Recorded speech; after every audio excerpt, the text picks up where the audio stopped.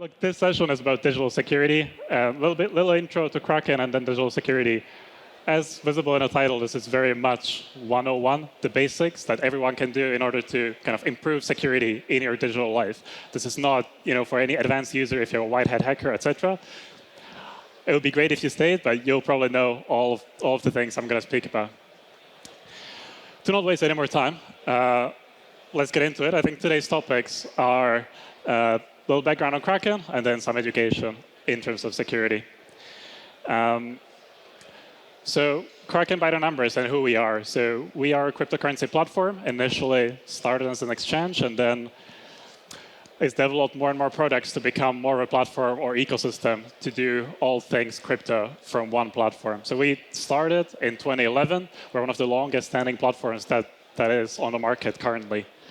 The origin story of Kraken actually is that in 2011, some of you might be familiar with the Mt. Gox hack, when our founder Jesse Powell went to Japan to help and assist with kind of remediation of the hack so that the crypto ecosystem can move forward. And at that time, he realized that, hey, there's actually a lot of need for a secure crypto exchange that people can come in, trade their crypto, and don't be worried about what will happen to their coins. As I mentioned, we've been here since 2011. More than $1 trillion was traded on our platform. We have more than 10 million clients operating globally.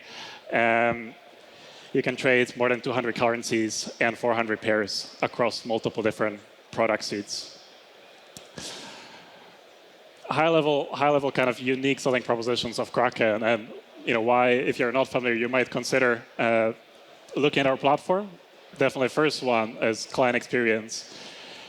We have a dedicated team of over 1,000 professionals that can answer any questions you might have, either about crypto or if you want to help signing up with your account, any questions, they're there for you.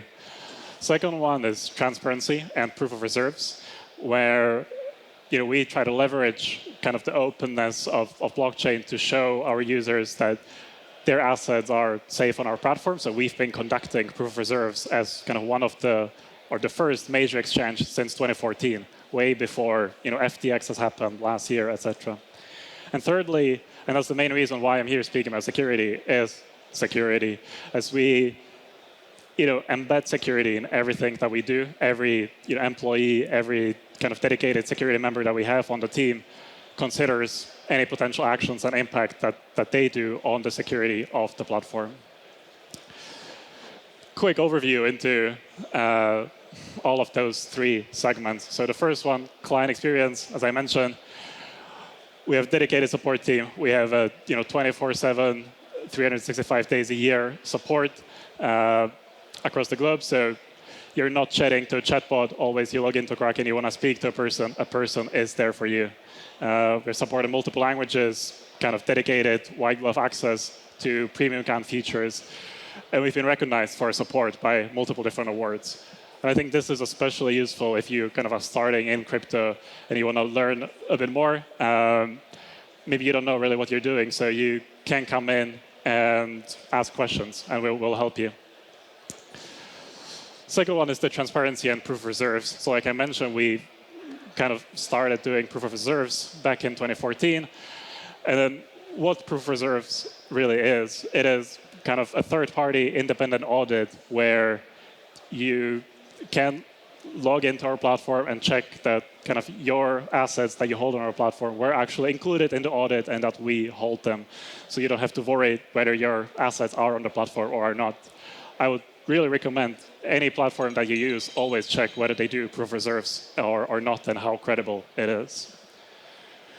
And lastly, the third point was security.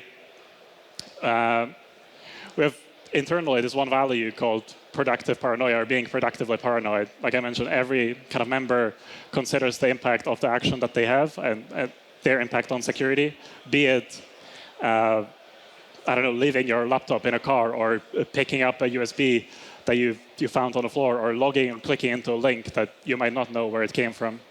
And we've been recognized by multiple security standards that are very high impact, as well as kind of independent third-party cybersecurity reports. So then, finally, jumping into security. I think maybe even before I begin here, it might be useful to say that there's really no kind of blueprint or one best solution that fits all in terms of security, because A, it depends what kind of user you are, how much assets you hold in crypto or in general, and B, what is your level of technical ability? Can you, really operate your cold wallet, or in general, every single user has to think about their security model and how are they going to set up their security ecosystem. So in terms of some high-level statistics of where we are today, so obviously all of you are familiar that the share of population using internet has been on the upside since 1990s in the US, and as more people use the internet, as you can see on the left-hand side, the number of identity theft reports also grows, because those people that use the internet are then naturally targets that can be exploited by, hackers or in general people with not so great intentions. And the same goes for crypto. On the left-hand side, you see kind of the number of hacks that has happened in the crypto ecosystem. Interestingly, it always spikes up in the bull market. But they're happening all the time. As on the right-hand side, you see some recent reports of hacks, which has just happened last week and then a week ago, etc. So it's always good to consider the level of security that you have when being in the crypto ecosystem. So how can you increase the level of your security? And again, like I mentioned, this is not blueprint. I'm not saying if you do this, you will never be hacked. What I'm saying is you should definitely consider integrating those things that I'll be speaking about into your kind of digital security hygiene going forward. So the topics we're going to cover today, it's going to be typical passwords, 2FA, email security, Wi-Fi, ad blockers, patching, and then crypto custody. Starting with passwords. We all know hacks happen, though I think not a lot of us actually are familiar with how often they happen. If you look on the left-hand side here, you see some selection of latest exploits over the past 3 years. And as you can see, the exploits happen even to companies that most of us use, be it Marriott, be it Twitter, Microsoft, Facebook, etc.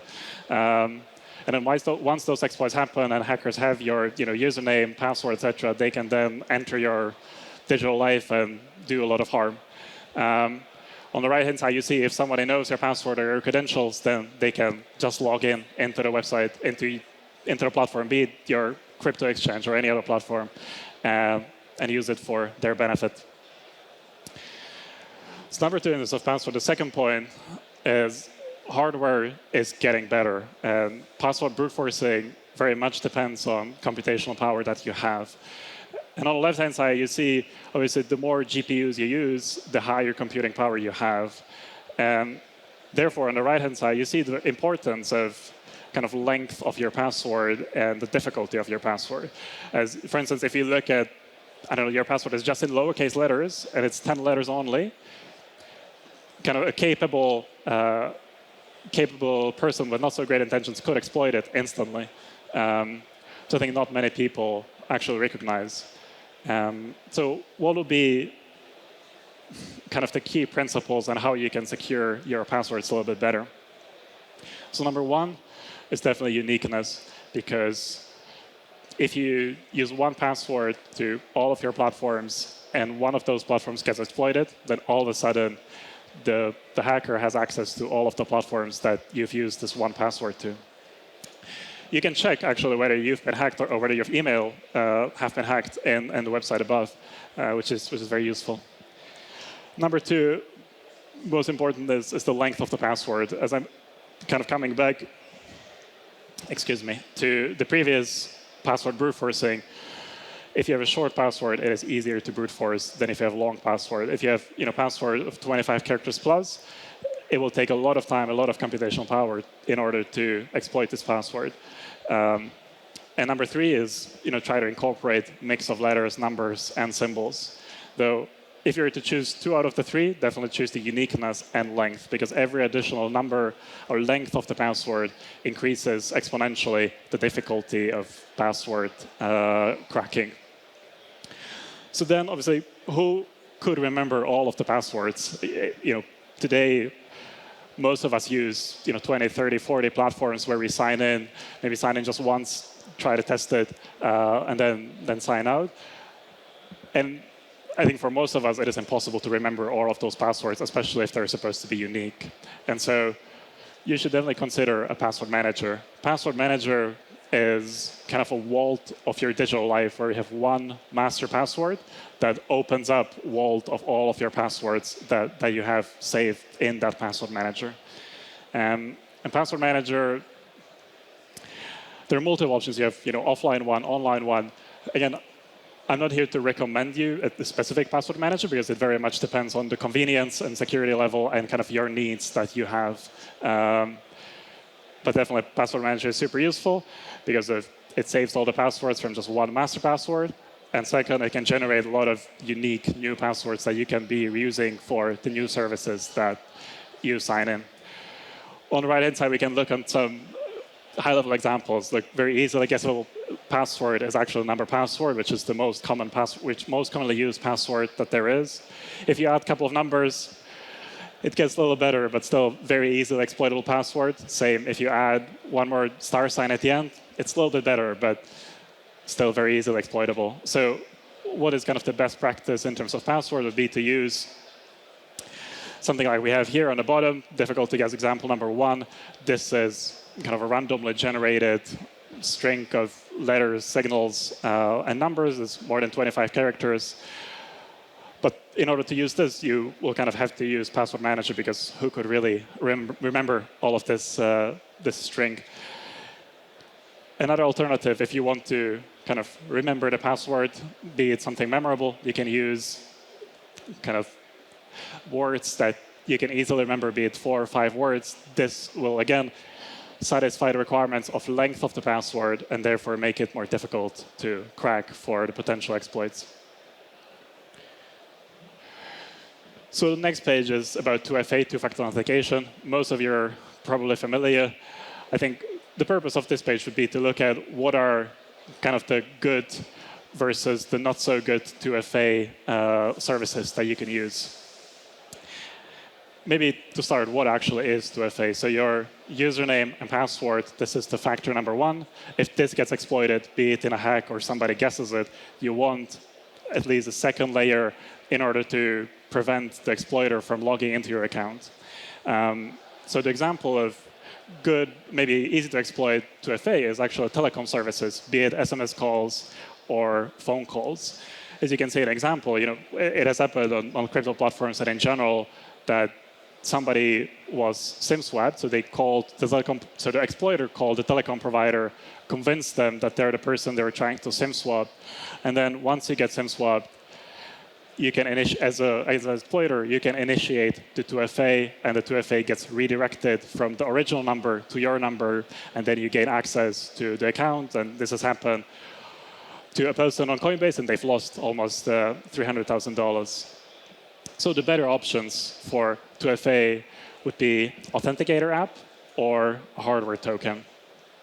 Authenticator app, the example of an Authenticator app, you can see here on the left-hand side, this is a Google Authenticator. Maybe also a preface, like I'm showing Google Authenticator as an example so that you guys can visualize it. Probably a lot of you are using it. At the same time, I'm definitely not recommending Google Authenticator. Always do your own research.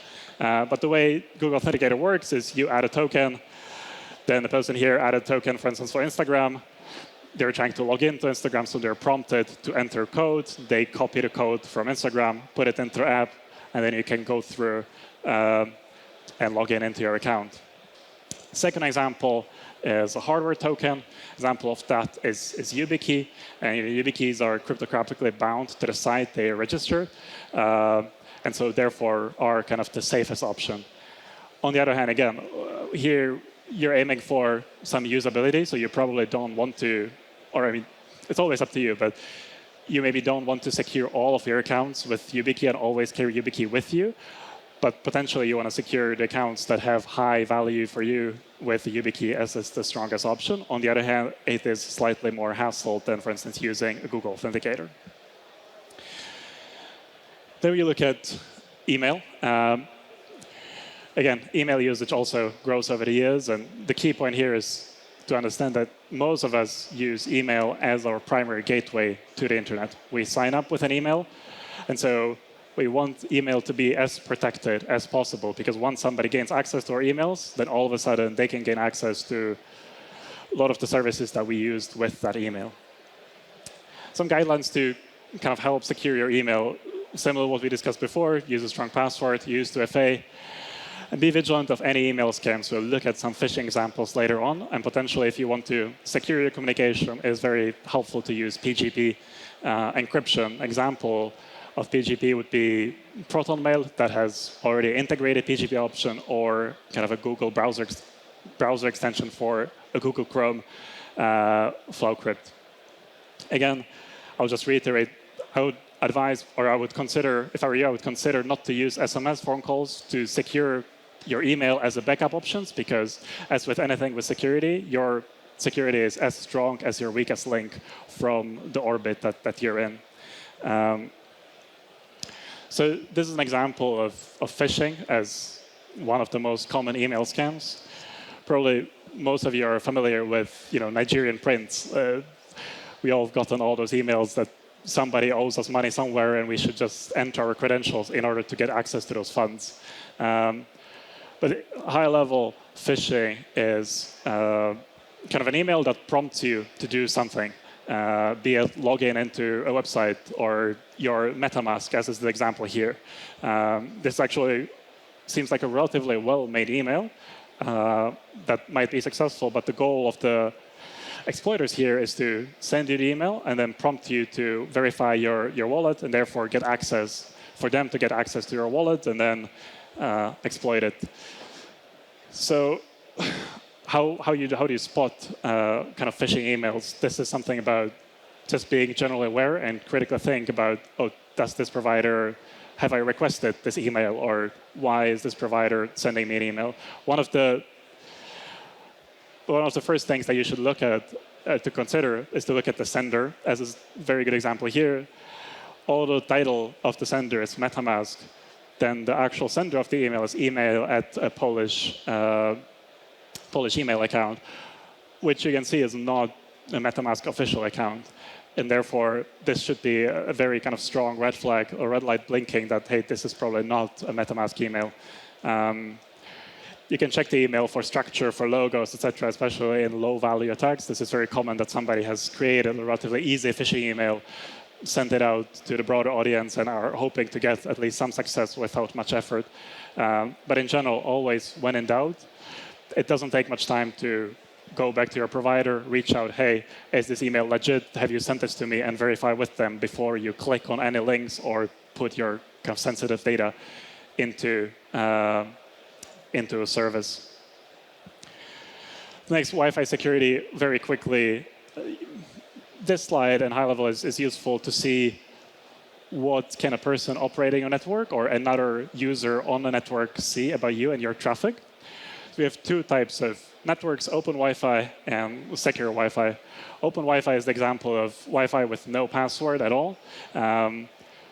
When you log into a Wi-Fi like this, then any person that's also logged into the website can intercept your traffic and therefore can see where you're going, what you're doing, etc. So then here on the bottom, you see that a lot of travelers actually get hacked when they are abroad in a foreign country. They don't have access to internet and they log in to Wi-Fi with no password protection, and therefore then get exploited. So they, log in into their banking or any other kind of sensitive app that is of interest to the exploiter. In terms of secure Wi-Fi network, the example here would be, let's say you're in a coffee shop and you've logged on to coffee shop's website, coffee shop Wi-Fi. And this is more secure than open Wi-Fi because the network between the computer and the Wi-Fi network is encrypted. On the other hand, this is not completely secure because the owner of the network, so the coffee shop or whoever set up this Wi-Fi for the coffee shop, can see what you're doing and where you're going. And so one thing to consider would be to use a VPN provider. And the main advantage of VPN provider is to essentially transport you from relatively hostile local environment, so that local coffee shop that can be exploited, to a potentially less hostile environment somewhere else on the internet. Though it's always for consideration, because at the end of the day, in the local environment, the coffee shop owner or the owner of the network can see what you're doing and where you're going. If you use the VPN, then the VPN provider can see what you're doing and where you're going. So it very much depends on your consideration of who do you trust more. For your home network, similar as we spoke about email and general security, secure the network, try to not tie it to your name or house, etc., so that somebody doesn't know, hey, this is your network, and try to exploit it. And also consider the devices that you're connecting to Wi-Fi. Most of us connect, phone, laptop, etc., and those have generally quite good security. On the other hand, some people connect, their washing machine or all kinds of IoT devices that typically don't have as strong security as your laptop or as your phone, as the security of the network always extends to the provider of the device that's using the network. So, for instance, if you're a TV and the TV doesn't need to use the Wi-Fi network, then don't connect to it. You're reducing the perimeter of the attacker. Then we're moving to ad blockers because a lot of us use browser as our main gateway to the internet.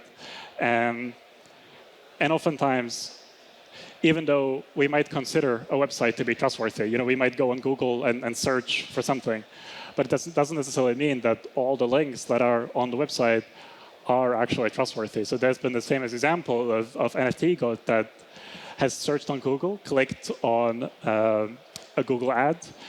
This has downloaded a malware to his laptop, and then essentially all of his digital life was violated. He lost all of his crypto from his wallets. He lost his newsletter, etc. So always consider A, what you're clicking on, and B, if you install an ad blocker, this helps to prevent those malicious links that might be present on a website. And we have multiple different examples, be it on news sites, etc. As obviously advertisers are trying to leverage the traffic that they get from users being on their website, so they put in third-party ads without really having oversight over what those ads actually are and contribute. So high level, the benefits of ad blockers: increased privacy protection, increased security, higher speed, saves bandwidth, and in general, it's better UX. So obviously, there are some considerations when using ad blocker, because when you use ad blocker, you're reducing the revenue of the website owner because you're not seeing the ads, and therefore you're not clicking on the ads.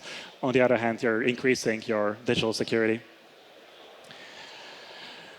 Here, next step, and we're being closer and closer towards the end, is patching. On the left-hand side, we see kind of vulnerabilities in in products that companies put out to the world. And this is the list of companies with most vulnerabilities since the 1999 until 2019.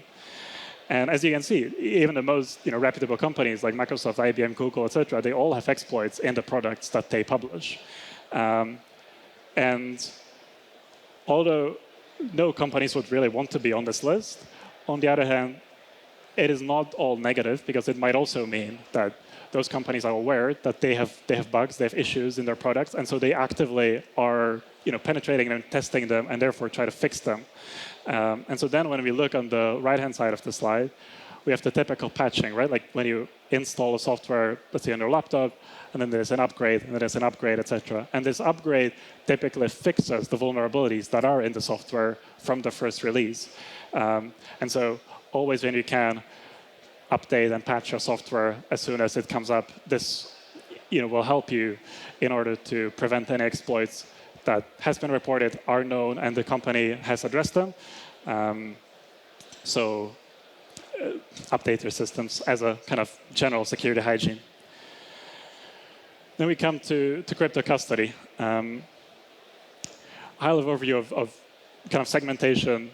We have two couples of types of crypto custody. One is kind of custodial, one is non-custodial. What are the main differences between the two? So in a custodial crypto custody, you're trusting a third party to hold your keys. So a custodial provider could be a general custodian focused just on custody, but it can also be a crypto exchange that you're entrusting with your crypto. Non-custodial kind of security, non-custodial storage is when you as a person, as the wallet owner, are responsible for storing your own keys. So you're kind of your own bank. And then the second couple would be, and this typically applies to non-custodial examples because custodial uses a mix, as the hot storage and cold storage. When hot storage is typically your wallet on your phone, in a web browser, etc. Cold storage would be a device such as Ledger, Trezor, etc. Main difference between hot and cold storage is the kind of connection to the internet. When in hot storage, this is connected to the internet and therefore is convenient, but also can potentially suffer from online attacks that are trying to exploit the custody. On the other hand, cold storage as offline is considered as higher security because, again, there's no connection to the internet, therefore it's more difficult to exploit it. On the other hand, it is not end of be all solution because let's say you have your Trezor, Ledger, etc., and somebody gains access to your cold storage device, and they have just 10 minutes and they have kind of basic knowledge of security, they can still exploit it. So always, there are options, and it very much depends on what type of user you are and what's your kind of technical knowledge in order to determine what's the best security for you. On the custodial end, this is typically the simplest option. It's quite convenient. And this is also a wrench there, because custodial option could be your crypto exchange that stores crypto on behalf of you. On the other hand, it can be your kind of dedicated custodian that secures the crypto or other assets for a large firm that has a lot of assets and also wants insurance on those assets. So what are the considerations of what crypto custody you might want to use? I think here we look at three main tiers where it very much depends, A, how much, what's the amount of money that you hold in crypto, and B, what is your technical knowledge and expertise in order to be able to manage either of those options. So if you're, what we call here, a pocket Satoshi, if you're maybe starting with crypto, you have a relatively small amount of money in crypto, it might make sense to leave it in an exchange. On the other hand, it very much depends on what's the amount. And here we're adding an example of $1,000 to $10,000, though this very much varies by person to person. For someone, $1,000 is a lot, so they might want to consider storing it somewhere else than on an exchange because, while it's very much secure, it always can be exploited, as any centralized entity is kind of a single point of failure.